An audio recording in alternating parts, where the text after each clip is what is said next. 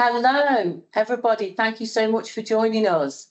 Welcome to the second in our series of Ask Twice webinars. Today we're going to be concentrating on suicide awareness. My name's Hayley Ailey. I'm a co-wellbeing lead along with my colleague to my left. Hi everybody, Paul Williams, the co-lead for wellbeing alongside Hayley. We've got two guests joining us today. We've got Dan across here. Just going to introduce yourself, Dan. Yeah, Dan Lever, Branch Secretary for Cheshire Police Federation. Thanks, Dan. And online, we've got Dr. Jess Miller, and we'll hear more from her later on. Bit of housekeeping to start off for you. Please, if you've got questions throughout, hopefully you'll be able to either raise your hand virtually or put a question in the chat bar if you're able to, okay? And we'll come to them as we go along. What we do want to do, though, is wrap up with questions later on. We want to say thank you to our sponsors this morning, to the police treatment centres. You'll hear a little bit more from them later on. Really appreciate them supporting our event today. Now, we are going to be talking about suicide, as I said. This can be a very emotive subject for everybody, whether you've joined us to find out more information or whether you yourself are struggling at the moment. So please, the Ask Twice banner that you can see behind you, I hope, even does have the QR code visible. But you can look online and join onto our webpage, which shows all the resources that can be free and available to you if you need them. If you need them now, or if you need them throughout the session, anything triggers you, please just reach out and hopefully you'll find the support on there that you need. But you'll hear more about the other things that we can offer for you at the end of the session also. We're going to have Q&A at the end. So if you do want to hold on to your question till then, that's absolutely fine. So we've got plenty of time. And just relax, chill out. Hope you've got a cuppa, and hopefully that you'll find that this session is beneficial to you. And one thing we want to do, Paul and myself, is make sure that we continue with these webinars on different topics that might be of benefit to you. So keep logged in for the future, and also give us some feedback. And if you think about what you might want for future sessions, let us know. But without further ado, I'll just hand over to Paul, who's just going to say a little bit more about starting us off and where we're at. Thank you. So we've got a lot going on today, and it's, as Hayley's touched on, it's a very emotive subject. It's quite sobering, but the point of this is, as it says on the tin, breaking the silence, encouraging people to reach out and speak, whether it be to a colleague, a work colleague, to a Fed rep, to us, or professional help and seek professional assistance. Dan has very kindly offered to come in today and speak, and it's quite. The point of this is very poignant, and on speaking to Dan earlier, just before we started, I've known Dan for quite some time now, quite a few years, because he works alongside me in Region 1 as the branch secretary for Cheshire. And when Dan relayed some of his experiences to me, it was quite sobering to think that, having known Dan, I did see that side of him. So it demonstrates that we need to appreciate there's two sides to a life. There's your work life, your professional life, and your personal life. And when you listen to Dan and when you hear him, you'll get to realise, as we all know, and the public need to know, and other agencies and stakeholders need to wake up and listen, that we're not robots. We are cops. We do a duty. But we're human beings, and we suffer like everybody else. So Dan, we'll have a chat about this. I mean, you've come in today, you've offered to talk to us, and some of the things that we've spoken about just before we started are quite emotional for you as well, especially the date that we're talking on today. But I'll let you yourself draw us into this and discuss it in your own time. But as we put before, having a separate life, personal and professional, is something that you really struggled with, didn't you? And you used kind of your professional life to hide behind, ultimately. Yeah. So I'll hand over to yourself, mate, and you can just crack on. Thanks, Paul. Yeah, absolutely. My struggles with mental health came as a big shock to me, in total honest with you, over 10 years ago. So we're talking some time ago. where it probably wasn't as much awareness around it either. Certainly not in policing, and the stigma that's attached to that. My issues, my mental health struggles were completely related to my personal life, things that were going on at home, and the conflict I found very, very, very quickly was I separated my personal life from work. I almost became two people. I was struggling massively at home with things that were going on there, not knowing how to deal with it, not feeling like I could really talk to anyone about it, and then going to work and becoming someone completely different. And I think I probably speak for a lot of police officers when I say we'd create an image of ourselves at work where at times we feel a little bit invincible. We've got colleagues around us who support us, but we mask a lot of things. And I was doing that for a long time, very, very much to my detriment. Probably not realising it so much until things got really, really bad. But it was this feeling of not being able to completely deal with it, to have to go to work and carry on as normal and look after a team, be a police officer, do my job properly. When in reality, I probably couldn't. I was struggling with that, but I was also scared of bringing that up because I didn't know what the effects of that would be, to the point where I let it roll and I let it roll. Things got worse. I very much found myself in a very bad place. Obviously, talking about suicide today, I was very much in that position where it was a constant thought, which is, looking back now, really quite scary to think that I was in that position where I was considering ending things because I didn't see a way out. I didn't know what to do. I was afraid of the way things would affect me if I did seek that support. And besides which, I didn't really know how to find that support, which I know has changed a lot over recent years. So yeah, it was a very difficult time trying to juggle between the two and keep myself on track, really. I mean, you must have found yourself in an impossible position. You're coming to work and as a rep, you're looking after members who are in a state themselves, who are suffering mentally themselves, and you know these symptoms, and you could potentially see these symptoms in others and recognise them yourself. I mean, did you find yourself relating to the members you were speaking to in your own personal life when you went home and relived it ultimately? Absolutely. It's a really good point, because I think I've always felt great at listening to people and giving that advice. I'm absolutely awful at giving myself the same advice. Yeah. I think it compounded what I was going through at the time, listening to other people and that reality of, do you know what, this is exactly what I'm experiencing as well. But sitting there with that brave face, trying to support someone else when at times you're falling apart yourself inside and don't know what to do about it, which sounds crazy because you're also giving people that advice at the same time to, this is who you can go and seek support from. This is what I think you should probably be doing. Wasn't giving myself that same support. Yeah. So when obviously you took great courage in getting yourself some support and reaching out, and you mentioned earlier on work were a good pillar for you, a good support pillar to rely on, but obviously you would have to seek support from outside of work as well, in the GP. And that takes a lot for a cop, an experienced cop and a Fed rep with so many people relying on them. That takes a lot of courage. I mean, was that really hard for you? Was that a really big step in your life? Huge step. I think probably the hardest thing to do. I made the decision to go to my GP because it was at that point where, like I just touched on there, I was having extremely dark thoughts, and I knew I needed help. I've got 3 kids. I knew for me that wasn't an option to make that decision, really. So I took that leap to go to the GP, and I can remember it really vividly. Going in and I broke down completely, and was probably with him for about an hour, which is ridiculous when you think you can only get about 5 minutes with a doctor nowadays. Yeah. But I was with him for so long. It was great. He was really, really supportive, and that big step was the catalyst really for me dealing with it at work as well. You mentioned there, work were really supportive, which came as a massive relief to me because I hear it with cops on a daily basis when they come to me and ask for support.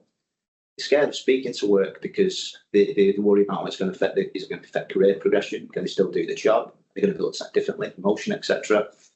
That absolutely wasn't the case for me. I did get a lot of support. I did feel like they were listening to what I was saying. That's not always the case, and I know that's not always the case from the people I speak to. There's a lot of work to be done in that area, which we push for every day. But yeah, it was a huge step, but it was the right step to make, because I don't know where. Well, I've got a good idea where it'd be now if it didn't make that move. And when you think about it as well, and this is all over the media about the current state of the mental health services in the NHS, which is quite frightening, isn't it? You know, when you go to your GP and you're asked about, especially if you're approaching a state of crisis, you know, like yourself. And did you experience some struggle there at all with the you know? Do you know what? Being totally honest with you, although the GP was great, I was well aware, and this isn't a gimmicky thing to say, I was well aware that there was other support available through ourselves. That's because I had that knowledge of it. Granted, it's something not everyone has that awareness, I guess, but I knew I could access those services. It was a case of having the courage to access those services, not knowing really what the outcome of that would be. So personally, I found that once I started that ball rolling, it kind of all followed suit. The support came after it, and bit by bit things started coming together. But again, it's even today, I hear of other people who are really struggling to get that support they need. And it's a mixed bag with the NHS, it absolutely is. There's no criticism of them. It's kind of a postcode lottery in terms of what support you get. So that can be really difficult. And like you mentioned, that big step, if that big step forward at that time doesn't go right, it can then prevent you pushing on further to get that help. It stops people. So it's quite critical, really, that goes the right way. Yeah. And we hear the saying sometimes, don't we? And I don't know, it seems strange to say it in this forum, but they say every cloud and has a silver lining, things like that. Do you think your experiences that you've had when you talk to other members, to represent other members, are helping you help them, if you know what I mean? For example, spotting symptoms, identifying what they might potentially be going through. Yeah, massively. And it is a kind of cliche comment in it. Every cloud has a silver lining, but in the same breath, along the same lines, really, I do believe that out of every negative you can take a positive. And I think I wouldn't want to go through that period of my life again. I wouldn't. But doing what I do now, I was the wellbeing lead for several years in Cheshire, branch secretary now. I do a lot of work with Health Retirement. It's helped me massively to understand more than anything, to let people know they're not on their own. Do you know what? I've been through it to kind of get a little bit where you're coming from. It's definitely helps. So if everything was a silver lining, if it means that I can go forward and help other people, then great, and that's been the case. Yeah. Yeah, there's a lot to be said for experiences and lived experience, and you can never tell what a person's going through unless you're in their shoes and working in their shoes and living their life and having the thoughts they're having. And some of the thoughts that you had, I mean, we're encouraging open conversation, we're encouraging people to break that silence. And you mentioned the word before, the gimmick, and like I say, we're trying to get out of that gimmick, and we're trying to destroy that stigma. And was the stigma a big hurdle for you? Yeah, I think it was. If I'm honest, especially as a male police officer, it seems even harder to talk about something personal, something that may be seen as a frailty. That's how I felt. It kind of felt weaker around that, and I didn't feel like I could be that person. That was really difficult. Yeah. And do you find, and I'm really interested in what you're saying, so I've got lots of questions there. But again, we're still in the early stages of identifying, certainly in the policing culture. But do you think, and this is an absolute zero judgment forum when we're in here, we don't judge anybody, but you still think there's a real prejudice out there about people who have a lack of understanding, maybe about identifying signs and symptoms and vulnerability, ultimately? Yeah, definitely. I think it's I think they're more scared to accept it than anything. I don't know why that is. I think it's getting better. And I think over the last 5-6 years, it's got much better. Stigma has become less. People are talking more and more about mental health. People are getting support more. And is there more work we need to do? Absolutely. We're certainly not at a stage where we could say everything's great, because it's not. And again, on a day-to-day basis, I listen to some of the stories of colleagues, and there's a mixed bag in my own force. So I'm guessing that's replicated right across the country. And I noticed from speaking to colleagues across the country. So it's a big thing. It's a huge thing. It's something we've got to work on. There's got to be open conversation. I think that's what we've got to strive for, because it's the only way we can normalise it. But we've got to keep pushing that narrative. And for potentially the membership out there, for people on this call who may be feeling certain symptoms but not even understanding what's happening, is there anything you can say that, as in describing certain symptoms that you were having personally, that some people might relate to on this call? Yeah, I mean, I think it's very different for everyone. I shut myself off from the world. I didn't want to do anything. I didn't want to engage in conversation with people. I kind of became a hermit, if you like, at home. I didn't want to be around anyone. And I isolated myself from my family, from my friends. Just lived the life at work, which was so false, it was untrue. And that kind of it was over time. I noticed that became more and more prevalent. It became more of an issue. I didn't want to. I felt like I couldn't do it. Feeling very, very emotional all the time, which was something completely new for me again. The slightest little thing would upset me. I could just sit there and cry for nothing. So there was all these changes that just became really apparent, and it was obvious. It became really obvious that something wasn't quite right, something wasn't working as it should be. And like I say, over time that became, because I left it, and I did, it became worse and worse. And I think the big thing I'd say is the longer you leave it, the harder it is to deal with, the harder it is to climb back on top of that cliff and take yourself away from it. So the biggest advice I could give anyone, even if it's just the smallest doubt, smallest feeling they've got in their mind whereby things aren't right, would be to seek that support, and whether that's through a GP or whether that's through the services that we have available or forces have available. Absolutely do it. There's no shame in it. There's no shame in it at all. And I think as well there's a vicarious trauma aspect as well that might be making things worse for you if you're going to work and representing people who are suffering, and you can see that they're suffering and you're taking on their problems effectively, as well as being unable to manage your own. That must have had a real detrimental effect on your mental health. Yeah, it's huge. And I don't think you realise that doing the role we do. At times you desperately want to help people, desperately want to give people the support they need. Yeah. And sometimes you can become over-involved, empathise too much, and you take on those feelings yourself. Yeah. And the impact of those individuals' own traumatic experiences, you start to carry a little bit because you're so desperate to help people. And that in itself can start to, that was a whole different aspect from it. Yeah. You've got to start looking after yourself again outside of that. So it's a big factor, definitely. It certainly is a fed rep, and I suppose as a police officer dealing with anything, type of incidents we deal with, looking after colleagues, etc. It's something we all need to be aware of massively. Well, thanks very much for talking to us and coming in today. I mean, that's taken huge courage. I really, really appreciate it. Because if this helps anybody on this call, just one person, from achieving that. So thanks very much. Please don't go anywhere because we've got a Q&A later. We're hoping some questions might come in and you might be able to answer that from your experiences. But we'll move over to Hayley, who's going to introduce the next guest. Yeah, thank you, Dan. I mean, that's truly amazing and so informative. And I'm sure, just to remind everybody, questions that you've got for Dan, then put them in the chat bar, or if we have any hands up, we can do them in the Q&A later on. And I think we're putting an email address up there as well, just in case you can't get through with the chat. What I want to do is bring us on to our next guest. Now, she's going to be coming up on screen very soon, I'm sure.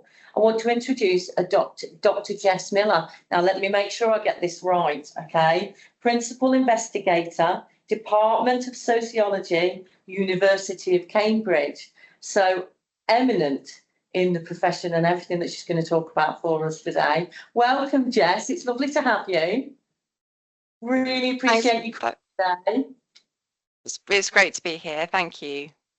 Excellent. Now, we've spoke about Dan's personal circumstances today. I'd also like to quickly call out, if you did join the meeting slightly before 10:30, you'll have seen some brilliant footage that we've got to thank North Yorkshire Police Federation for, in some personal experiences that they videoed from colleagues and officers in regards to suicide awareness. If you haven't managed to see that, then the link is going to be put up and it's going to be on the Ask Twice page so you can see it if you didn't join us in time.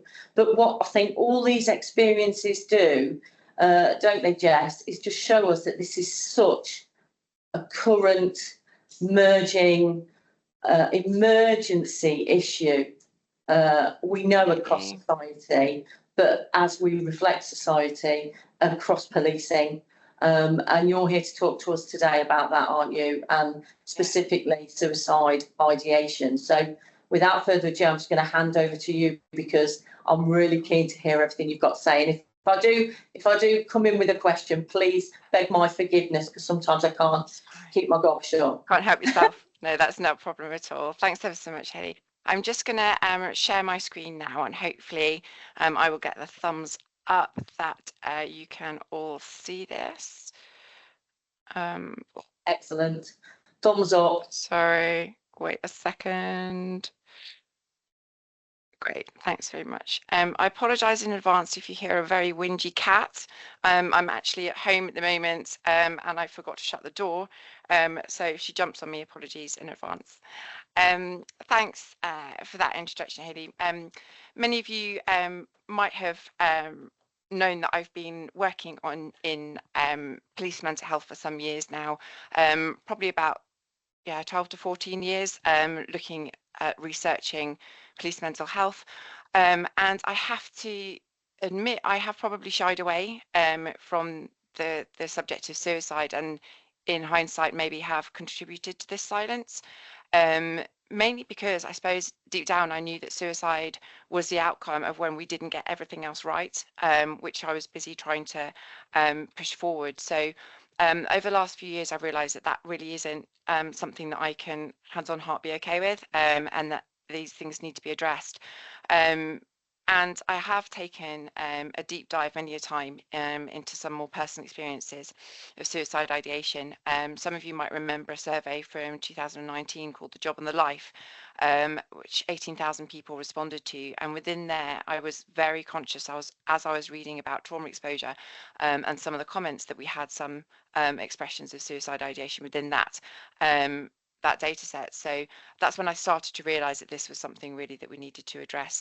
And since then, the words and voices around suicide ideation have been very moving experience for me, as I've spoken with officers at all ranks, from PCSOs to chief officers, who I'm proud to call my friends, go through their darkest of times. And I've realised that if they can break their silence, I need to honour that and respect that in return. So I'm hoping to do that today, to start that journey with you. I've also put here, I'm just a bog standard person, just to say that I also have a human experience of suicide ideation, of watching some friends go through some very, very dark times and being very, very scared with them. And so just to remember that all of us here today, we can talk about things objectively, and it's great and it's important that we do, but we also bring ourselves with us. And I'm very pleased and honoured that we have such a safe space today. So thank you to the Police Federation for inviting me in, and for all of you who are online sharing this today. Hopefully I'm going to be useful. I'm going to talk a little bit about suicide prevention approaches, what matters today for us, and then looking around how sensitive we can be around suicide ideation, and kind of playing with this concept of intelligence rather than awareness or prevention, and then really thinking about what can we actually genuinely do all of us online, what can we take away that we can do today that makes us feel that we are actually breaking that silence and being constructive and supporting each other. So I'll just talk a little bit about what we may already hear. There is a lot out there, as Ellie was saying earlier on, in the press more and more. There is more awareness that police officers, surprise, surprise, suffer trauma. Finally, we are getting that acknowledged. Obviously, this is highly dependent on public sympathy, whether this hits the media or not, and the way in which it is framed. But we know the experiences, even if the stats out there aren't quite as robust as we would like. Typical approaches, I've just looked at suicide prevention material that is available to us through the college and through other resources. And there's quite a lot spoken about different approaches, such as universal interventions that look at an entire population, and that's taking on things like removing access to means of completing suicide, which I just don't think is practical within a policing environment. I think that there is an element of exposure to methodology, which I think we kind of alluded to earlier on, which means it's not that simple to just say, that's okay, we're addressing suicide because we're going to stop anyone accessing anything that might do them harm. Policing isn't like that. So I'm not quite sure how that kind of fits with our intentions and what we hope to do. Awareness raising campaigns, great, but I think we're aware now. I still think we need to push it. I think the silence needs to be broken more in conversations between people. But I think there's a little bit of a turn off when people talk about suicide awareness. There's almost like this quiet eye roll that, yeah, we're aware, just tell us what to do. And I think that's where we all are today. It's like, where can we take this now? That tends to look at target subgroups who exhibit factors that may predispose them to suicidal behaviour. Are kind of a little bit reticent about that because we don't really know. And as Dan was saying earlier on, you can't just spot a group of people or an individual and say, yeah, they're definitely having dark thoughts. It just doesn't manifest like that. And anyone who has spent time with somebody at that end of the well-being spectrum will know there's no typical way to express suicide ideation, and people who are at that point do very well at masking it, and often is the reason that they're not helped. So I think it's important that we made some progress on that, and I think we're very well aware of the different approaches out there, but I'd like to take us on a slightly different path today, if possible, and just test the water with you. And as Hayley said earlier on, it'd be really, really good to get your feedback on this, and I genuinely want to know how this lands, and what your thoughts are, so please don't hold back in feedback. So today, really what I'd like us not to be worrying about having to manage suicide. I want us to be able to engage with what we can do rather than seeing it as a big thing that we've got to try and somehow negotiate a relationship of influence with, that we can just take a baby step, the smallest thing that we can do that genuinely, authentically feels that we're making a difference. So when I say I don't want us to be particularly worrying about managing suicide, really, on reflection, and this is my view to a certain extent, it's just my view, but I don't think that we can prevent or take responsibility for somebody taking their life. We want to. And I think when there's a big rhetoric about suicide prevention, that's really hard for people who are survivors of, loved ones who have taken their life or colleagues that have taken their life. That's really hard because it has, whether we like it or not, there's a slight inference of implication that we didn't prevent it, and that's not on us. It's an intrinsically personal decision to make, and something so private that I don't think it's fair that we are careless with the term suicide prevention. I think we should take a little bit more care about it. It is very frustrating as a researcher and a not so closet nerd, pretty obvious nerd, that the lack of numbers out there is really frustrating, but that is not an excuse to say actually we don't have the numbers to demonstrate that we need to address this. We know the numbers are bigger than what we see on paper and on ONS statistics, and we know that the impact is huge, and it's not about numbers. We're not always going to find comfort in strategies and statements. They need to be there. They have to be there, absolutely, and it's important that they're made, but we don't often find personal comfort in that the issues are being addressed, because again, suicide ideation is so intrinsically personal. policy just doesn't speak to us when we're at that moment. And we can't always prove that we've made a difference. We don't know the impact that we've had. And sometimes it's important to recognise that this isn't proof that we haven't made a difference just because we can't see that impact. And I've said it, sometimes we may just not know how to fix what's not ours that's broken. So we can't always find the cure for something that we don't know the cause of. Again, because people are in this intensely personal moment, and sometimes things aren't ours to fix because we don't know what broke, and we have our own story to look after. We have our mental health to look after, and again, as Dan was so articulately expressing earlier on, that you could be absolutely broken inside and yet you have somebody in front of you needing you, and there's that phrase, you can't pour from an empty cup. Are we refilling our cup to be able to even have this conversation today? So that's what I'm saying about not managing suicide.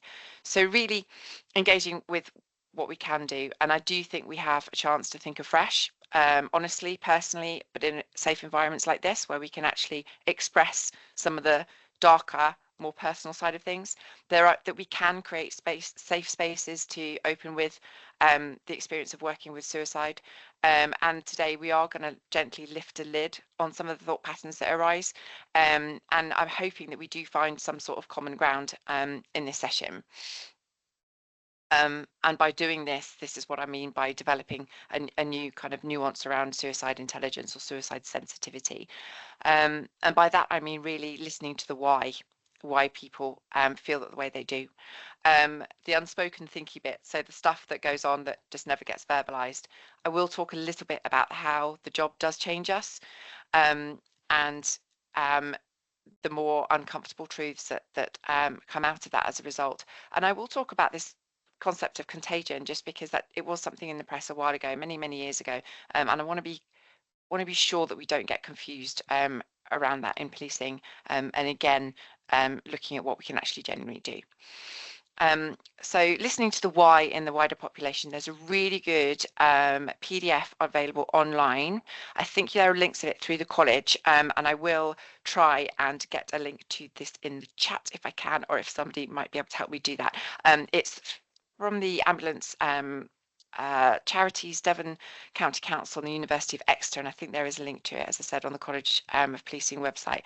And this talks about some elements of suicide ideation coming about, for example, from triggers such as people being made redundant.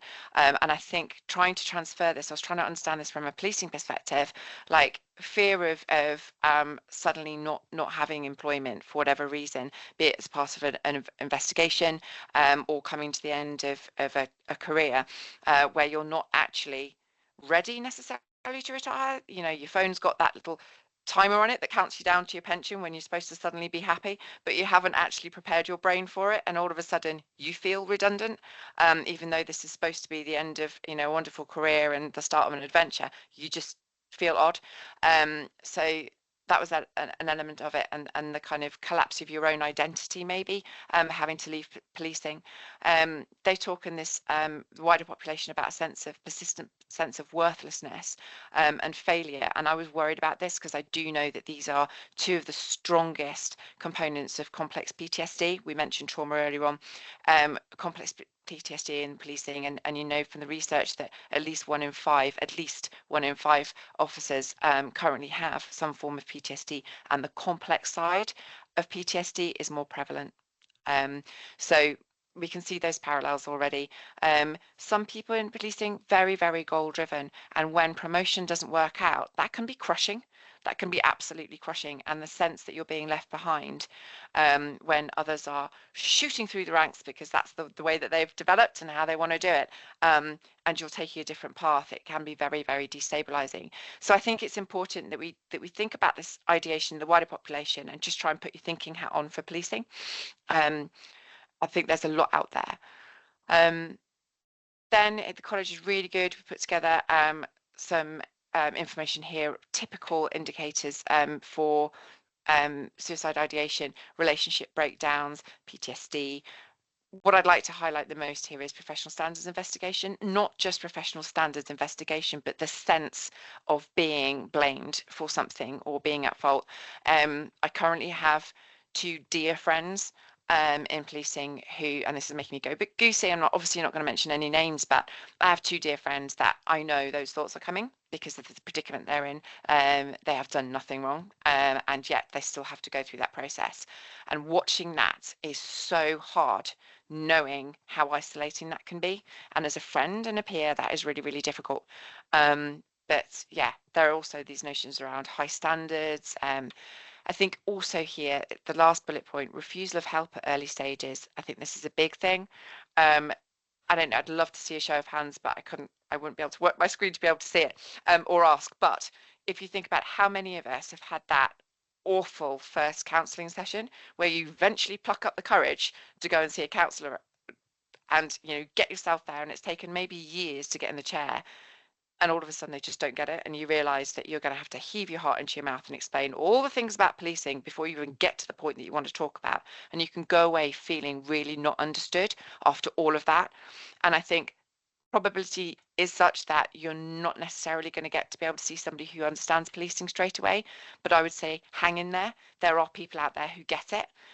We are developing a network called NEST with the Royal Foundation of Prince and Princess of Wales, where we can look at getting help at early stages that is just a lot more appropriate and engageable with. So, but I do think it's important. So if you have got peers who have gone and had an unsuccessful first session, please just encourage them not to be discouraged and to crack on, and just give them that praise for breaking that silence, because they've started it. Just because it fell on deaf ears doesn't mean that that's always going to be the case. The point is that they've made that gesture to open up and to change. There's also evidence to suggest that those working in policing have higher expectations of their natural ability to respond to stress and trauma. Again, reflecting back on what Dan was saying earlier, it's almost like you feel that because you're dealing with other people suffering, you have to be completely intact. And that's just not the case. It's because you're dealing with so many people suffering that you become less intact, and yet you're still expected to carry on dealing with it. And it's this kind of vicious cycle that we really need to break by talking to each other naturally about how policing is. This came up, and this is one of these really helpful examples where because I've never been a warranted officer, there are some elements of policing, subtle things that I'm just never going to get, and that's why I need to work so closely with you all. And an officer was really intuitive and said to me about how sometimes there's this thing, this is the unspoken thinking bit I was referring to earlier on, your exposure. And I think Dan or Paul, you may have mentioned this earlier, you're constantly exposed to suicide methodology in policing, especially in response policing. We witness in policing, you witness other people's ideation and either their completion or their incompletion, and it's natural that you think about the jobs that you go to. But is it so this person was saying to me that sometimes they'd catch themselves thinking, am I thinking about suicide ideation because I'm a cop thinking about the job? Or why am I thinking about this so much? Am I thinking about this because this is something about me? Or am I just thinking about what I've just been to? And why am I thinking about it too much? And am I over empathizing as to why that person did that? Or am I empathizing just about enough? Nobody has these conversations. How often do you get to say, to someone else or to a peer, why am I thinking about that case so much? Why is that bothering me? Subtle things like this, methodology exposure, I think is important. We know that in veterinary science, vets suicide rates really, really high. And that's partly because of their exposure to methodology, because they have the access to the drugs, they have the access to the firearms, yeah, I think it's important that we factor this in. People are processing the concept of suicide every day on the job. It is going through your brain, and yet we're not don't fully understand what the impact is. So this is where I kind of do get into some of the more uncomfortable things. So please bear with me. And again, as Hayley mentioned earlier on, please do use those links in the chat if you feel like it. And if this is instigating some new ideas or thoughts that you just want someone to listen to, even from a professional perspective, use those numbers, use those contact details. They're there for you to have these conversations. Anyway, so we'll talk about, in another field, I talk about something called the evolutionary disadvantage. Sounds a very fancy schmancy phrase, but basically what I'm saying is there are some elements of policing that just really go against the grain of our DNA as a species. Mainly, like, the idea with suicide ideation is that we're defying the will to stay alive. But the will to stay alive is actually coded into our DNA. We know that. But there are things, there are drives that we have that keep us going. Hunger, procreation, that keep our species on the planet. And yet we know that we're making a decision to try and go against that. And that creates a stress response in us. And when we're stressed, and those of you who've undertaken some of the training that I've offered before, hopefully, might remember that when your stress response is activated, your language centers in your brain drop out. And that's very ironic and very worrying, because sometimes our stress response doesn't really need us to be, fighting or doing anything physical. It needs us to be talking to people and reaching out, but that's not the way that biology works. And so we have this very uneasy sense that we're perhaps thinking about ending our lives or ending the situation that we're in, and yet we don't have that ability to talk on it. So this is the irony, is that we actually find ourselves further down that rabbit hole because our brain is just not wired for us to think about and talk about things at the same time of this nature. And because we know we're thinking about these things on our own, and there is this element of this isn't right, there is an element of shame. And we know from the trauma research that shame is really, really difficult for help seeking. It's really difficult for the brain to process things and make sense of them when we feel shame, because we feel the brain has this sense that we shouldn't be feeling this. So we're not going to work it out why we do. And that's what is so difficult. It also makes conversations harder to have with other people, and therefore we become more socially isolated. And what's more, we learn to mask how we feel in order to get the basic minimum of rapport with people. So in order to do the job, in order to get home and have dinner at kitchen table with a family or friend, or have a pint at the weekend with someone, a lot of the time we may be masking. We learn to do that very, very well in policing. I am absolutely guilty of that myself, of creating clean, nice stories about how we feel and about the work that we do. That can be really damaging. And the silence on the reality and the uncomfortable things is what we really need to break, which is why we're all here today. And I think we can find ourselves flitting between actually believing that mask and then in our quiet, private moments dropping it.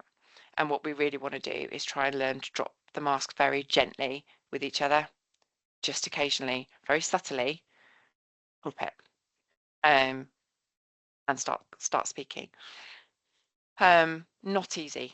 None of this is easy. It sounds simple. It might be straightforward, but none of this is easy. And I did just want to speak for a second about this idea of contagion, and then really I do mean it. It was a reported phenomenon. I don't know if any of you remember, I'm showing my age now, but back in 2008, it seemed to be everywhere.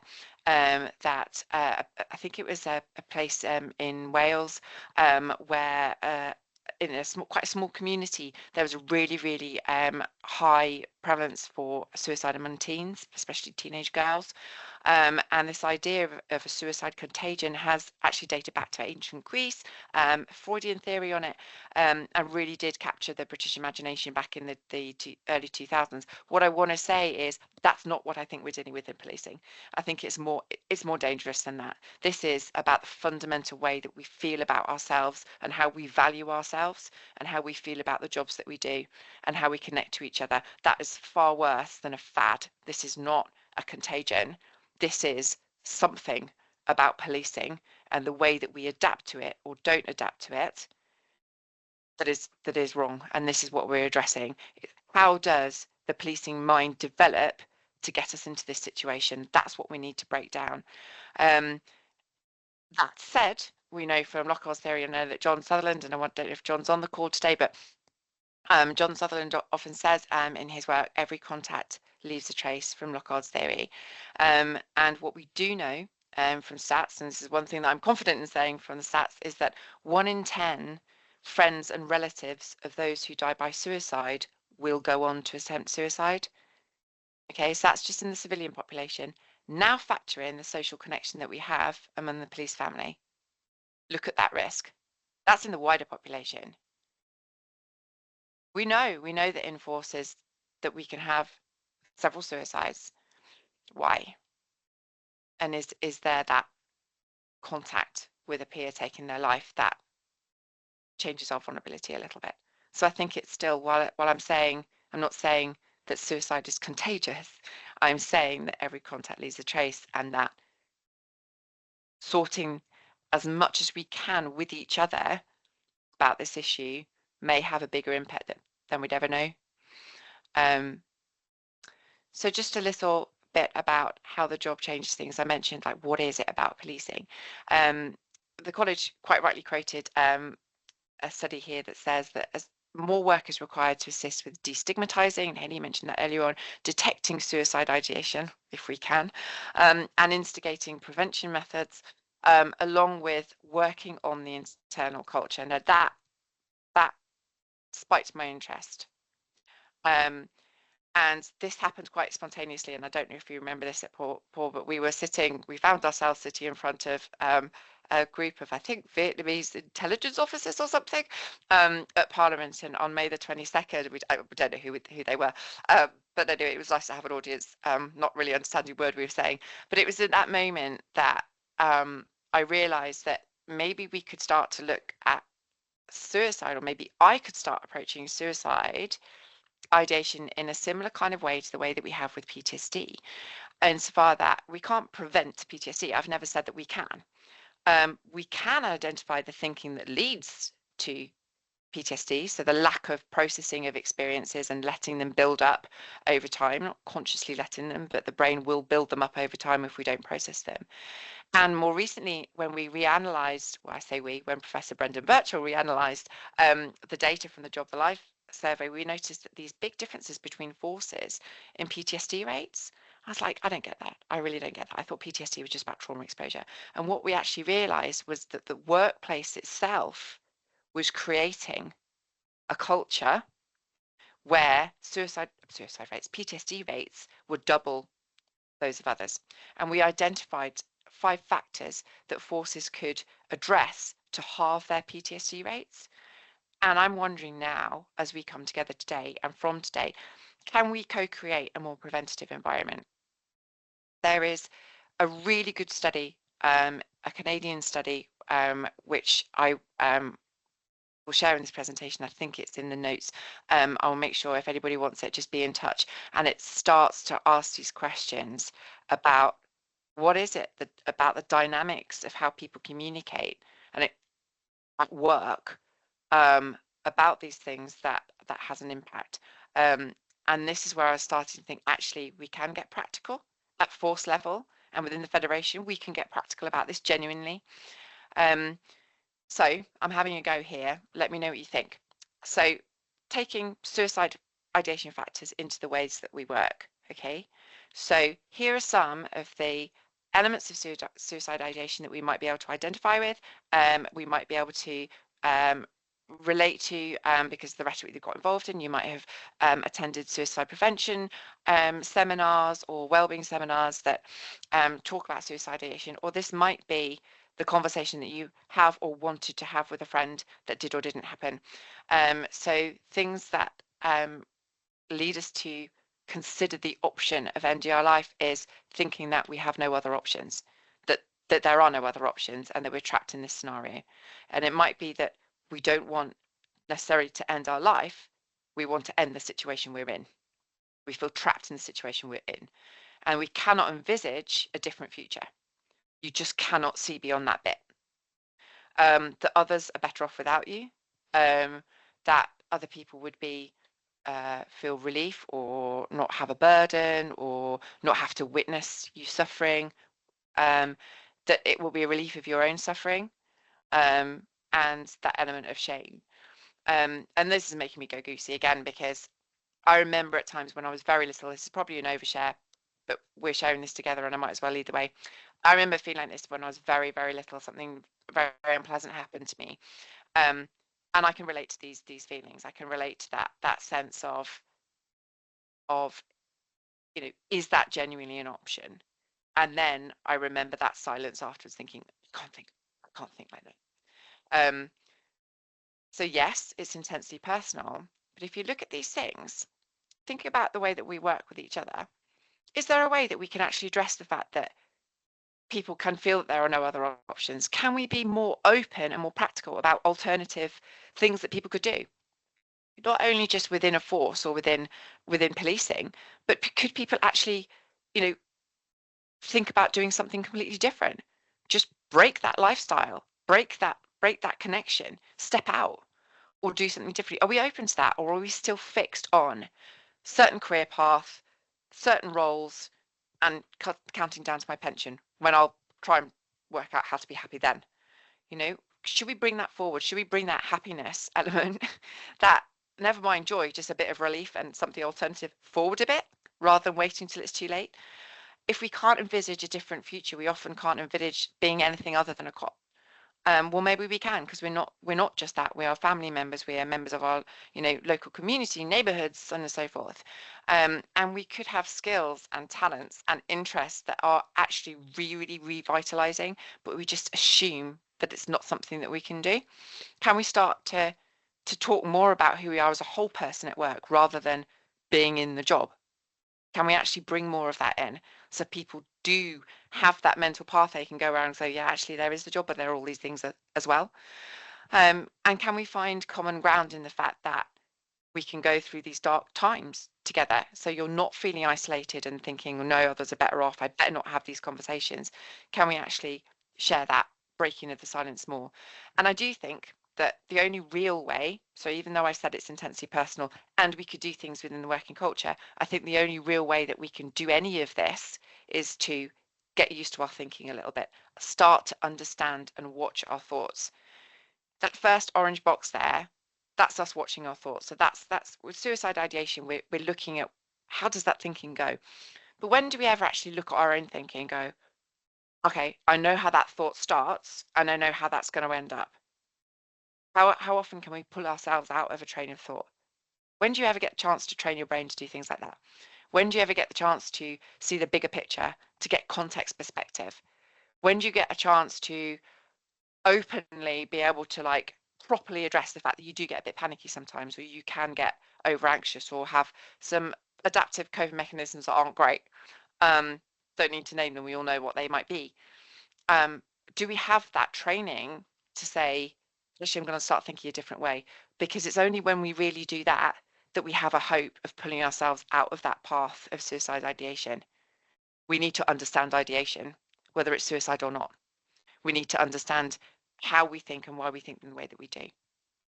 And that takes cognitive training. That takes time on our own, learning to watch our thoughts. And there are plenty of apps out there to help us do it. There are plenty of interventions and online resources and training out there. We know there is, about how to improve your thinking. You could call it all sorts of things. You could call it brain training. You could call it cognitive agility training. You could call it using the Headspace app. You could call it using the Calm app. You could call it body scan, or you could call it meditation if you want to. What I'm saying is learn to watch your thoughts, because if you can't watch your own thoughts, you haven't really got that much hope of watching someone else's and pulling them out from when they need you most. So Yes, just quickly before you go on, we've had a question and it's quite apt for what you're talking about right now. Sure. So one of the questions is, do you think that as we're living in such a digital age, which is ultimately reducing human contact, that's having a negative impact also on it's a self-personality, which probably means something more detailed to yourself? Is that something that you can see as a real negative factor for us? Yeah, I think it is a really good question. I think it is. And I think the self thing, that's almost like a narcissistic kind of rabbit hole that we get in, where we're completely judging ourselves all the time and pity ourselves against other people in unrealistic domains and fake projections of other people's lives. Not that I'm angry about any of that, obviously. Yeah, it's really annoying. It's very frustrating. It's scary. But at the same time, the digital age does have its advantages insofar as we can find support if we're sensible online, to safe spaces where we can discuss this kind of thing. And online, you can get a lot of resources on how to manage your thoughts. There's some lovely, so I always want to do more. I can maybe put in the chat when I come offline in a second, a little bit about different ways of looking at your thoughts. So yeah, I think there's a lot out there that could be a resource. There's also a lot out there that is a risk factor, and I think you just got to be sensible, and take time to come away from social media. Social media breaks are fantastic, and just watch yourself every so often. You know, we're very keen, and I do the same. I'm very keen to spot when I'm with someone and I'm wanting a bit of kind of personal time and engagement when they go on their phone, and I take it massive personally and I get really arsey. And I get, you know, I take the mick a little bit when they get that kind of like blank face when you've been on your phone too much, and then you look up and you just look, you know, completely out there and dazed because you've just had a social media, you know, influx. I take the mick, but I know I'm guilty of doing the same thing sometimes, where you go to look up a train time and you realize you've been on Instagram for 15 minutes, looking at some random woman talking about a weight loss drug that doesn't exist or something. So yeah, I think it's a massive, it's a big problem, but I also think we're just going to have to accept that it's a risk and crack on, because technology is not going to get anywhere. With the development of AI, that could become a good thing. It also could be a very terrifying thing. Stay focused, stay awake, stay alert. Be careful about the resources that you tune into. Be careful about the voices you follow, about the rhetoric that you go along with, because those blooming algorithms will learn how you think soon enough. So just as I train you to wire your brain and get those neural pathways firing in positive ways, do that on social media too. Get those algorithms taking you to the stuff that is nourishing, rather than the crap that we can default to.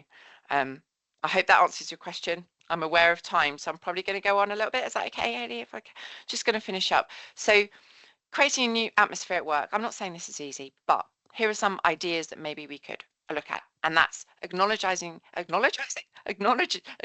suicide exposure as well as trauma exposure. So the fact is that, you know, hopefully you might have heard of PTEC, the Police Traumatic Events Checklist, which basically was another product that came out of the Job the Life survey. We ranked the most common worst incidents that officers went through. Wasn't a particularly pleasant task. Massive thanks to the Police Federation for helping me through that. We coded 1,531 descriptions of police officers' worst ever moments. And in that, there was a lot of suicide contact with people who had completed or not completed suicide. So acknowledging that that is a huge part of trauma exposure, and that every contact leaves a trace. Recognizing our vulnerability is itself a resilience. So once we realize that, once we admit that we have that vulnerability, sometimes it turns into a superpower. That sounds so cheesy, but it genuinely is right. Once you accept the fact that this could hurt, then you're actually acknowledging your brain in a very real way, and it's much more likely to tune in and help you out, rather than you saying, nah, I'm fine. Nah, I'm fine. I'll look after someone else's problems. I'm fine. Doesn't take you anywhere. Really doesn't. Improving awareness of home and personal pressures. So really bringing in unfortunately, so much help out there is in some forces is a condition of, was it a work-related incident? Was it a work-related trauma? And sometimes you can't unpick that. It's the same brain that goes home and deals with home as the same brain that comes to work. There's no like neural bit where, oh no, you know, so-and-so will pay for 6 weeks of counselling on that part of your brain because it's work-related, but anything from your personal life, it won't do. It doesn't work like that. And I think we need the same approach when we're talking to each other at work, is that we're also a person that comes from, you know, getting the kids on the school run, sorting out your dog that's weed on the carpet, getting your car into the garage, dealing with parents dying or being in care, all of these pressures, you know, we're a whole person.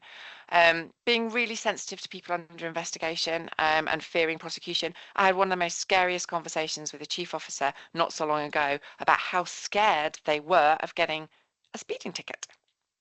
And I thought, this is a joke. And the assistant chief constable was with them. And there was this whole dialogue about that shared fear of what happens if you get done speeding. And I never factored that in as a pressure.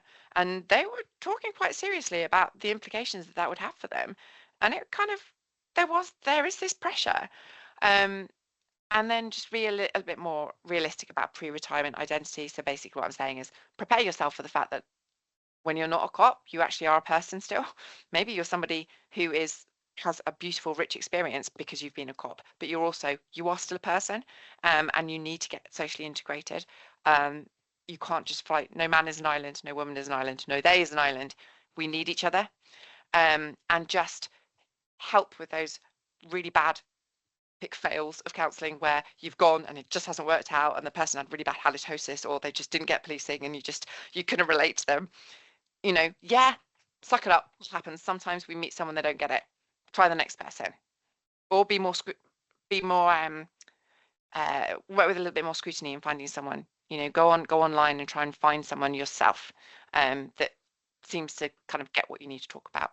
Remind yourself of your values. Come to base of what you think is important in life. Remind yourself of why you do what you do, not just policing, but who you are as well. Get a bigger picture of who you are as a person on the planet. And then, as I always say, advocate. Get training your brain. Get the upper hand in your thoughts, and get used to your mind running away and then putting it back like an excited puppy. Let it run away because it's always going to do it. Pull it back. Let it run away. Pull it back. And I think that can really, really help. So what I'd ask for you really is co-create those, what I'd say, life-promoting conversations. This is the Canadian study, really, really interesting. And I would ask, as I finish, just to say, you know, what do suicidal thoughts tell you about what is important to you? Do suicidal thoughts take you closer or further away from your values? When they come, do they have the upper hand? Or are there moments when you have the upper hand in your thinking? And is a description of you as a suicidal person the final story about yourself? Is there a better way to describe who you are and your life? That's a personal plea. Again, gone goosey. I wish somebody had asked a young self, a young Jess, these questions. Thankfully, obviously, nothing happened. But yeah, when you get to that point with someone, think about asking those questions. So try and structure those one-to-ones in. Within forces, create a whole comms plan for a year about it. Develop training around having these awkward conversations with line managers. Get some cognitive training into the basic training of policing, and pick the right moment to support people in their help seeking. So thank you for listening. I'm sorry I've gone on over a couple of minutes. We did have a question. Try to excuse myself for my poor timekeeping. Thank you, from a sincere place for all of your bravery, especially Dan as well today for speaking out loud today. And again, please do go to those contact details for help. If you do want some more tips on some cognitive training that we've adapted for policing, chapter 4 of the Policing Mind has got some stuff there. Should we do? So that's all from me. I wish you well, and I hope this has been useful. Yes, that is, do you know, just wow. I think from every slide, I wanted to unpick and talk to you probably for another 20 minutes on every slide. It is that good and that interesting. And I am sure, I don't know if you can see all the hearts and the claps and the thumbs up that are coming up on our screen, but they are like littering the screen as they raised up. Absolutely being well received. So thank you so much. Welcome back, everybody. Yes, welcome back. Lovely to have you. We're going to move straight on to our Q&A session. So as I said earlier, you have obviously Dan and Jess.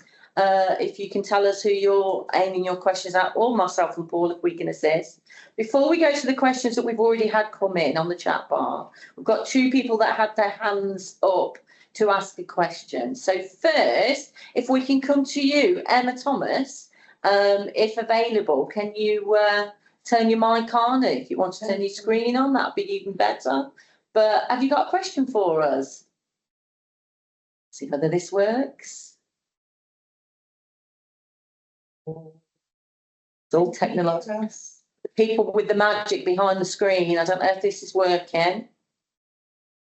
She's gone. She's gone. We had another question. She's back. Oh, no, Emma's back, is she? Jess is shaking her head, so I think Jess can hear her and see her. Emma, are you on mute, or is it just us that can't hear you? She's on mute. Oh, now she's coming. It's always too good to be true with technology, isn't it? Emma, you might rejoin us. Stick your hand back up if you come in and join us again. Who else have we got waiting with the hands up? Jodie. Jodie Ison.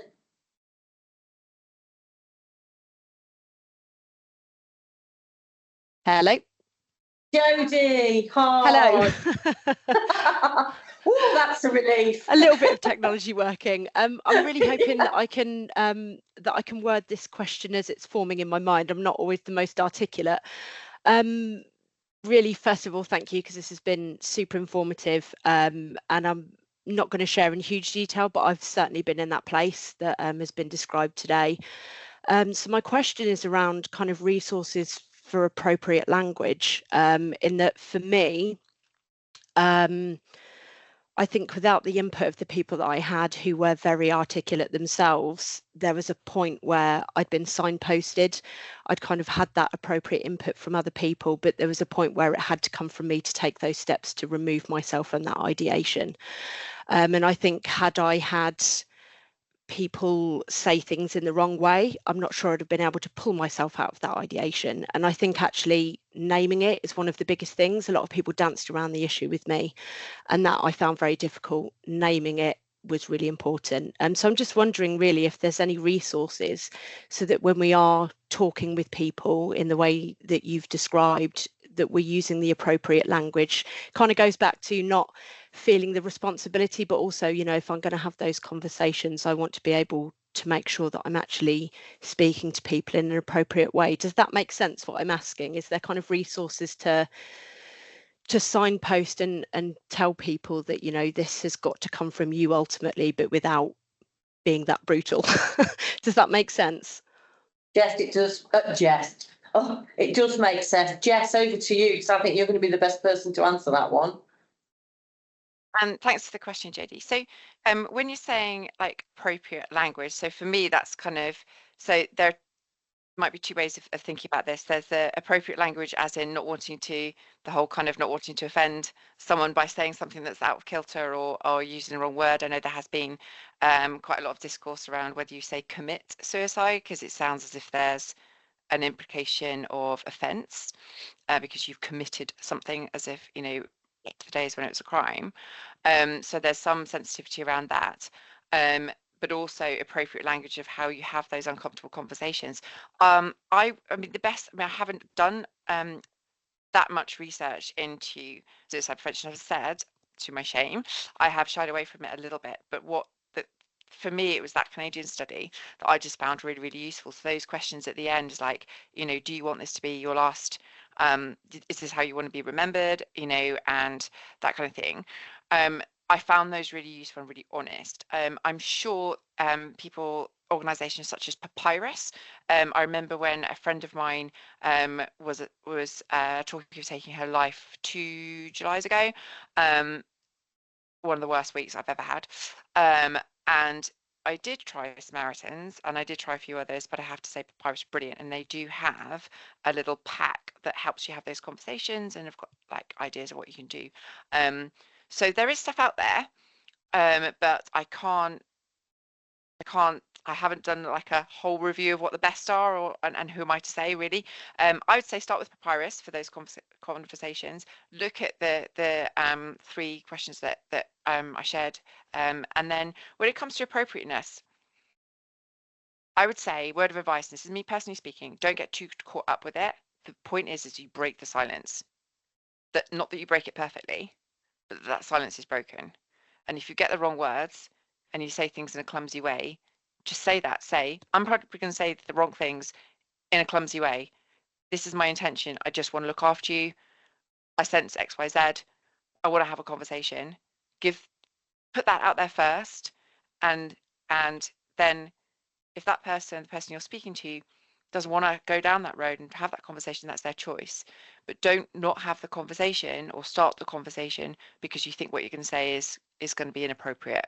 I would say the fact is break the silence. Say it might not be perfect, but you're breaking it. That's my advice. I hope that helps. I hope I interpreted that question right. If not, let me know. Or No, that's yeah, really email. helpful. Thank you. Okay. Thanks, Jodie. That's brilliant. So we've got some questions coming in, Jess. First one for you. And an extremely important point when you mention for experienced officers that reach out for help is that sometimes what is available through the NHS doesn't always align with our experiences. And the help may not seem appropriate to those of us that have experienced years of operational exposure to trauma. It's like you said, isn't it? We all know it's almost the same as when you go to counselling. You go to a GP and their lack of understanding on policing can be a real issue sometimes, can't it? Playing with my mic, absolutely. On the GP thing, just before I answer that question, so Professor John Harrison and I did some work with the Royal Professional Body for GPs, basically. It's where they go for their training and stuff. And we did a module on how to engage with police officers and understand their experiences. So I do think GPs eventually might get something, eventually to help with that. But, when it comes to counselling and psychotherapy, this is why with the Royal Foundation, when I worked for them for about 6 months, my whole job was to set up a network of emergency responder specialist therapists. So for the first time in the UK, police officers, paramedics and firefighters could actually find someone who understood their experience. That project is called Nest. It's still up and running, and it's now being managed by Police UK. And I would advise that you have a Google of that and see what that project's up to. Alternatively, I would say you could just go on the BACP website, so the British Association of Psychotherapists and Counselling, and look through people's experience. It's all openly available, and find someone and just have patience. And when you find, from my experience, I've had more blooming therapists than I think I have hot dinners. I think when you meet someone who gets you, it doesn't matter what you bring to them. If you connect on a level, it doesn't really matter that they don't understand policing or what you've been through in terms of your job content. They understand you, and the kind of barriers melt away. So I would say look at Nest. Try and use websites like the BACP to find somebody, and don't give up just because you meet someone who doesn't quite get it first time. Thanks, Jess. That's brilliant. Dan, you wanted to come in on that one? Yeah, I just wanted to echo kind of what Jess was saying there around when you do seek someone for support, therapy, counselling, etc. It's very often the relationship you have with that person. And I know from personal experience, and I've spoken to several counsellors over the years, it's always been about that relationship. And I think certainly the people I speak to now who come to me for support and advice, they'll have had an experience such as, it just didn't work, so didn't have a rapport with that individual. Try again. If you can try again, because that relationship you have with that therapist is absolutely key. And I think it's that opens the doors to discussion and getting that support, getting the help you need and understanding. So yeah, very, very true from my own experiences. I think as well, I don't know about you, Jess, and you, Dan, but I've always found as well, I think I self-reflect that I've gone to see someone and I've left thinking, well, they were rubbish, they were no good for me. But actually it was more about me. I was perhaps not in the right place. Yeah. Because the police had gone, no, you will go to that one session that day. I wasn't really in the place to go to that session in that day, but I went. And at the end of it, I came away thinking, well, that was rubbish. But I think I probably went in there thinking, this is going to be rubbish. Yeah. Do you know, it's so true. I'd have gone back when I was in a little bit of a different place, and I probably had a different experience as well. So sometimes it's a combination of things, isn't it? I'm giggling because that's so me. So the two therapists that I'd say that have really got to know me and understood me both said on my last session that when I first walked in, I was a handful and that I had a lot of resistance against it, and that they thought they weren't going to get anywhere with me, and that I was a bit bolshy, because I didn't want that moment where I wasn't understood. It took a lot for me to go and sit in that chair, and I didn't want someone staring at me, not getting it. And I braced myself so much. I was giving them nothing. So yeah, I think we have a bit of personal responsibility to take for that. And both of those therapists who did feel a bit of an affront from me turns out to be amazing, because they're amazing people. You know, sometimes you Yeah. just meet amazing people that you connect with, and they're good at their job, and it didn't matter that they didn't understand policing, they understood me. You know. Thanks, Jess. Yeah, so we've had another question in, quite a long one. So what I'm going to do is try and summarise it. Basically talking about those that are close to retirement, something positive for our colleagues and those coming into 999 roles, thoughts and recommendations around career paths, retirement in counselling or mentoring where we could give something back. There are several qualifications and courses out there, but it's hard to know which ones are worth paying for, or if there's access to courses. Sadly, as we are the armed forces, there is no financial support for retraining. Now, this is a really key point, actually. Paul and I are both involved with the police covenant and the build of the police covenant. And this is a real key area that we've been pushing. Oscar Kilo, College, Jess, have all been pushing that there is a real requirement for better support from the employer, not only at the point of normal retirement, early enough retirement also, whenever anybody is leaving. And there is a project that's being built at the moment called Leaving Well. We're inputting with all the negative stories at the moment to say what needs to change, what needs to improve. And absolutely, it's about supporting the individual that is leaving for whatever reason, and whether they could actually have a period of preparation for qualifications to go on to the next career or the next role or whatever it is that, you know, is a landing ground to try and support not only that physical need to be able to have something to go to, but to help psychologically too, to actually train the brain again to come out of that environment of policing, which it encompasses and takes over your whole world for such a long time, to then step out into the real world and actually join a different environment for different role in the future. So I suppose my first answer will be, we're pushing for this. The Covenant understand the need for it, because you're absolutely right. The armed services have got this set up really well and support individuals in their landing programme over a 12 to 18 month period. We're in the infancy stages of trying to get that in place, and the Covenant is asking for it to be delivered. Again, it all comes to resourcing and funding, but it is going to develop. But the point's absolutely made, isn't it, Jess? And you've said yourself, that psychological landing, we don't think about that being such a pinch point, but it really is.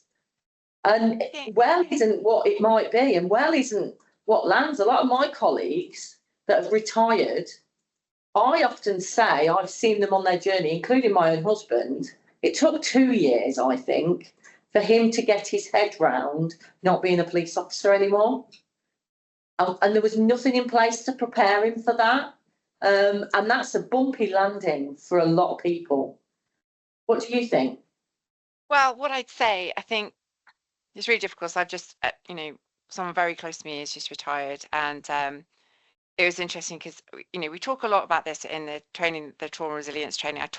We do say, you know, don't save your well-being up for when you retire, because it's not going to look like that. And yet my friend still, even though they knew that, I still watched them really, really get impacted. It was subtle, but it was quite a profound impact for a good few months. Much better now, but very, very clear kind of transition period. The most important thing I would say is, unfortunately, while we're kind of busy doing the job and we have our eyes on retirement as an end, we're collecting all those experiences, those trauma exposures, those down days. And when we kind of on the wheel and they're all coming, when we get off that wheel of policing, our brains are still spinning with the job. We've stopped, we're off, like we're out of policing, but the wheel's still going in your head. And I think it's just time to adjust and let that go down. And just bear in mind that when your brain doesn't have those incoming traumas and demands anymore, they can just go, oh, right, you're not doing anything at the moment, are you? Oh, okay, well, how's this from 20 years ago? Do you remember that job from 15 years ago? And this job didn't really sit with well, you did it. So yeah, you can find yourself reliving a lot of stuff that your brain now has a chance to kind of think about. The best thing I would say for anyone who is thinking of retirement is get someone to talk to straight away. Start watching your thoughts.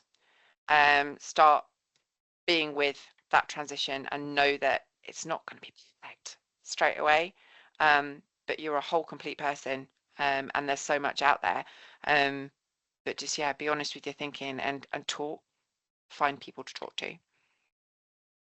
Thanks, Jess. Thanks, Jess. And we've got a number of questions coming in. We've just got to keep an eye on time, but there's a great question here just come up. Is us as police officers were always wanting to fix somebody's problems, sort their lives out. That's generally what we do. We always use that term, sorting lives out. But when we know somebody needs support or professional help, and we try and support them and they refuse, i.e. saying they don't think they need it, and the term he used, which I've heard myself, I'm not mentally ill, just have a shit life. That's come on the bar. That's a term I've heard, and it's just advice on how to break the barriers towards getting people to seek proper advice. What I would say when someone says, counselling's not for me, it's not something I want to do, I would just simply ask them, and how's that working for you? Because if they've got themselves into the situation and this is a valid option, just ask it back to them. What is the barrier with counselling? Because someone's talking to you about their situation, asking you for help. They'll talk to you, but they won't talk to a counsellor. They already are talking about it. They already are help seeking. So you just need to swap the person they're talking to, instead of being a friend or someone who's not trained in it, with someone who's trained in it and is paid to help you. It's very difficult. It's very difficult. And I'm trying to think back to what made me engage finally with therapy and with understanding stuff. And I've just, as I said, I've had so much of it, I can't think back to when I started. But what I would say is just give it a go. And there's no, it's almost like this arrogance. It's so frustrating, and I was guilty of it too. Like, I don't need that. Well, you need something. We all need something. Your brain is screaming out to process and make sense of something, right? Your brain is screaming at you. Give it some space. Give it a room in which to scream, where it's a safe room with somebody who's paid to be there, whether they like it or not. They are there to hear that and be with you in that. It's happening anyway. You're wanting help anyway. You're wanting it to be different. So just go for it. There are lots of different tactics you could take. And also just shared experience, saying, yeah, I felt like that too, or a friend of mine felt exactly like that. They actually did go and then share the stories of it working out well. It's a massive journey. It's an amazing journey. Getting to know your mind is the adventure of a lifetime. Once you start doing that, you don't want to ever stop. Even if it's a really ugly place sometimes, it is the adventure of a lifetime. And if it starts in a counselling room, then start it there. Nice. Yeah. Just one more for yourself again, Jess. In terms of cognitive retraining, is it a simple question of reframing thoughts as a very basic form of CBT, or is it something more complex that we need to be considering or learning? Great question. Reframing is a lovely one, really lovely one, very straightforward. And I'd recommend it as a good start. So you basically take something, you just kind of change perspective on it, and you could reframe it in a slightly more positive way, a neutral way, someone else's perspective, see it slightly differently, and just watch your mental agility of being able to change something around. That's a great start. There are so many techniques out there. I couldn't even name like a handful. I just like overload when I think right now. That's a great way to start. I mean, even if you look up things like cognitive biases, or just basic, try a basic app like Headspace, for example. Or the, sorry, Haley, was that a question? Sorry, no. Okay. All right. Yeah, so I would say reframe is great. Start with an app, because then you've got a bit of guidance and a bit of structure, and you can find techniques that kind of work with your brain and techniques that don't. There are loads in the Policing Mind. So chapter 4, I'd start that. There's a discount code, SW200, I think it is. I've got about, I think I've listed about 40 different techniques, but each of them has got a policing context with it, and a time of day when you might want to use them. At the moment, hand on heart, I can't think of a better resource than that. That's why I wrote it. But anything will do. Just Google cognitive training, well-being, meditation, awareness, and go for it. Dive in. But yeah, start with an app and perhaps chapter 4. Thanks, Jess. That's brilliant. We've had so many questions in the chat bar. It's been brilliant trying to read them all. What we've had another one come through again is referring back to what's in place with the armed services, is retraining almost to leave. So is there a point that realistically what employers should be thinking, just as the armed services do, is to value the service that individuals have already given, but if they need to, support through financial support if needed, retrain the individuals and help them leave well, as we've said, and it's posed as a suggestion, realistically, that something that could help, and try and encourage, you know, wellness in people without leaving them getting worse in the career that they're in, I suppose. What else have we got? Well, we're scrolling through avidly all these questions. Thank you so much to everybody. If we miss a question, please, we will hopefully get to put it in the chat and put some replies back to you, one way or another. I've got a long one in here. Everyone giving lots of praise for the inputs. Someone's 18 months away from retirement, a qualified counsellor and a yoga teacher with a degree in psychology, a passion for not only helping police officers but in suicide. This is beginning to sound like a LinkedIn CV here.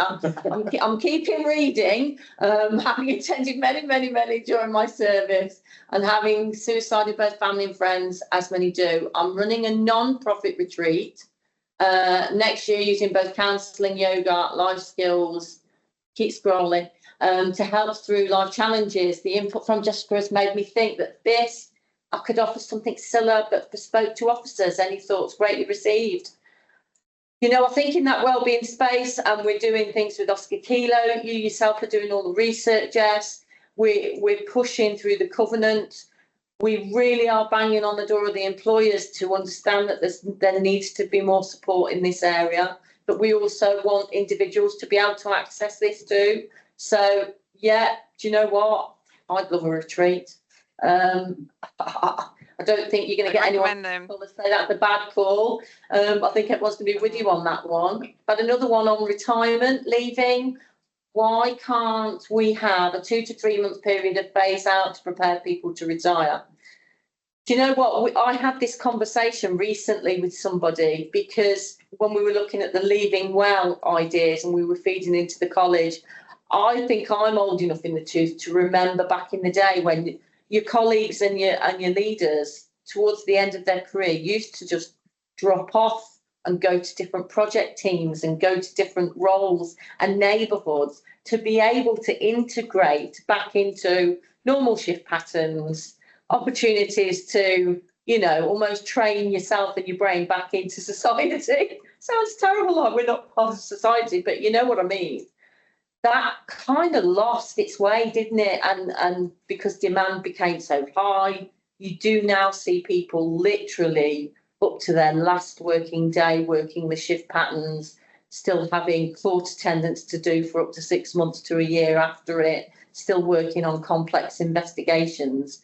And what do you think that's got to affect their brain? Because you can't just one day be in that scenario and the next day turn that off. It's got to have an effect, hasn't it? Absolutely. And I think, and this is the thing I was saying, like then the wheel keeps going, kind of your brain spins for a bit. And that's why it's just so important to pack all that away and to get perspective and but do that with a professional. Don't or do it in a structured way. It's got a real tendency to kind of have that pressure on ourselves like, well, I've left the job now, so I should be fine. I've been counting down the days for 8 years. I'm supposed to be fine this week. Everything's supposed to come together. You know, there's a lot of financial insecurity. There's a lot of, you know, expectation from family and friends as well that things are going to be different. And sometimes there's a lot of silence because you are plucked out of that social network that you have within policing, the structure of that day. And all of a sudden you're on your own again, but with a lot of demand from outside, and often from people who don't particularly understand policing. And again, I think the best thing to do through that transition period is process it with someone, talk it through with someone, have a constant sounding board so your brain catches up with everything, so you can get settled into your new life, that you can put away some of the more unpleasant experiences that need to get properly filed, to let your stress response go down, and to allow you to settle. Transition was a really big theme when I was doing my doctorate back in like 2012 in the military services, and basically the whole of the British Association of Psychiatry seminars were on transition for about 3 years, and yet there is nothing about that in policing or even with paramedics and emergency other responders. So it's a massive thing. Best thing I can say, get training your brain, talk to someone, and be aware, watch it. Just don't feel overwhelmed by it. Just notice every single transition element that you have, like that you might be struggling with, be aware of it. That's the biggest thing that you can do, is to just watch how things go, rather than feeling that things are going and it's being done to you, that life is now doing this to you. Just try and get that ability to watch what's happening, even if it's not pleasant, because then you're training your brain to kind of get a bit more steady. So yeah, it's a big thing, and I think lots of people go through it. Important things to realize, you're not on your own. It's very typical, which is people haven't had the platform to be able to talk about it properly, and I think you're right. I think we should develop something more, and that might be something that I go on to offer. I feel I need to now, having spoken today, do a little bit more on suicide work, and yeah, pre-retirement. So I'll be doing my homework. Brilliant, Jess, that's amazing. Thank you so much.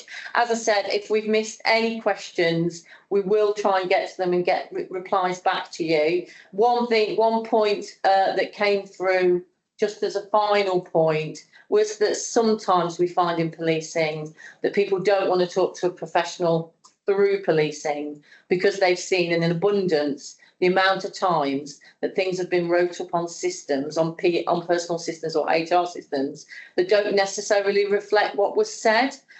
So that really does add into a police officer's fear of not going to the professionals, as it were, through policing because of the effects. And it brings us straight back round to where we started, the effects of it affecting any career progression or any even kind of transfer to other forces, etc. I'm guessing, Jess, you would say we can talk to people confidentially. We don't have to do it through policing. The key is to reach out, isn't it? I think, first of all, to accept it. That's a very natural concern. So, you know, don't worry about being suspicious or feeling that this is a vulnerable space. Of course it is, and it's your space, and you've got a right to protect it. And if you fear about confidentiality, then go with that fear and find a place that you do feel that your confidentiality will be respected. Absolutely got that 100%. And for me too, I mean, I've had to have interventions over the last few years to deal with my vicarious trauma processing, and I wanted to make sure that was you know, dealt with in a sensitive way. And you know, you go to any professional counsellor, and it's their duty to respect their relationship, their confidentiality of their client. If you don't feel comfortable going to a police counsellor, find somebody else that you do. Just do it. It's worth it. Even if you have to wait a bit on the NHS or find someone privately, it's worth, you know, the cost of a takeaway a week, or, you know, pair of shoes a month. You know, put that money aside and invest in yourself, because then you're actually telling your brain, I'm investing in you, we're going to do this together as well. Find someone, pay for it. You don't have to pay through the teeth. It's not pay through the nose, through the teeth. Whatever orifice you want to pay through, don't pay through it. Don't pay through it. You know, the BACP and other, there are other website's available, and we'll tell you the price of counselling.